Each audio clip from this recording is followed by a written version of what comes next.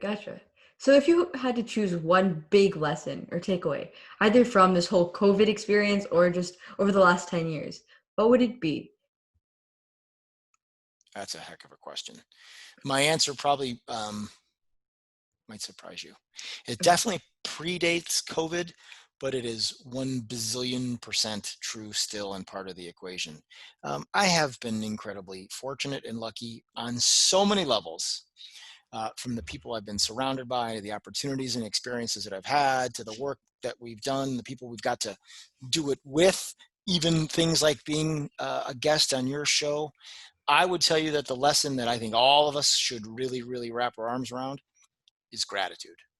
The way that I have said this is that I've got a really, really, really long way to fall. And I don't just mean things like financially or health or it just even happiness. If you can have some gratitude about all the amazing blessings that life has thrown at us. I mean, things like I woke up today, and I know it sounds ridiculous, but it's real.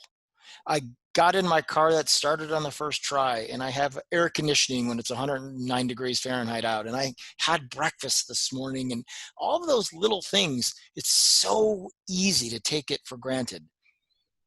Don't. And whether it's COVID, no COVID, that stuff matters. And I think people sometimes really lose focus on what's most important. And so for me, just having a really, truly resounding sense of gratitude changes everything. Yeah, that's a really cool idea. So is there a specific moment in time or experience where, you realized that this was something that you needed to focus on, or has it just been something you slowly realized?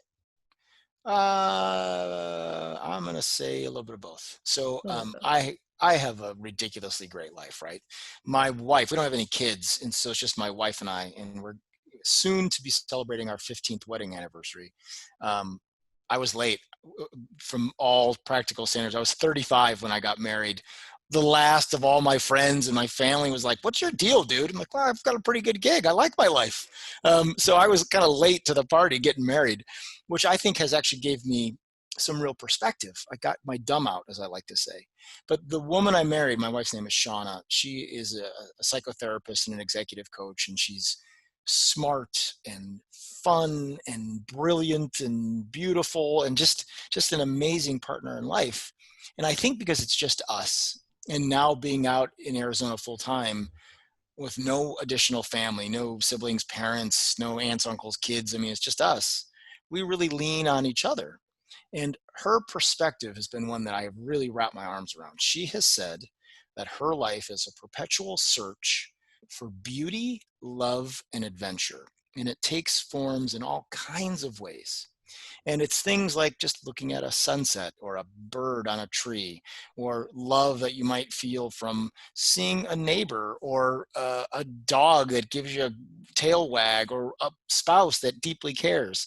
Adventure could be trying the new Thai restaurant that opens up down the street, or going on a worldwide trip, whatever it is. That search for beauty, love, and adventure does not need to be so grand. It can be really small.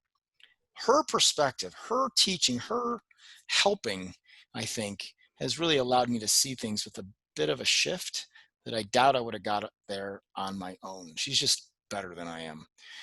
And I think that that's been something. So it's a combination of maturing, perspective, and truly being a student of the world. But I'm up to 51. I should have changed that, by the way. It said 48 in countries visited. I'm up to 51 now. Oh, 51. And boy, you see how the rest of humanity lives sometimes, give you some perspective.